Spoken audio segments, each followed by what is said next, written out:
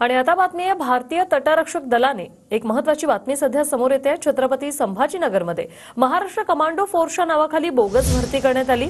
भरतीच्या नावाखाली 93 विद्यार्थ्यांची 5,58,000ची फसवणूक झाली। माजी सैनिकांमुळे बोगस भरतीचा प्रकार उघडकीस आला आणि तिघांवर गुन्हा दाखल आहे। छत्रपती संभाजीनगर पोलीस आयुक्तालयापासून हाकेच्या अंतरावर बोगस भरतीचा प्रकार उघडकीस आलेला आहे। लष्कराच्या गणवेशात तिघांकडून महाराष्ट्र कमांडो फोर्सच्या नावाखाली बोगस भरती सुरू होती। भरती प्रक्रियेदरम्यान 93 विद्यार्थ्यांकडून तब्बल 5,58,000 रुपये उकळले। एका माजी सैनिकानं भरती प्रक्रियेसंदर्भात परवानगी विचारल्यानंतर धक्कादायक प्रकार समोर आलाय। फसवणूक झाल्याचं लक्षात येताच विद्यार्थ्यांनी तिघांना सिटी चौक पोलिसांच्या ताब्यात दिलं।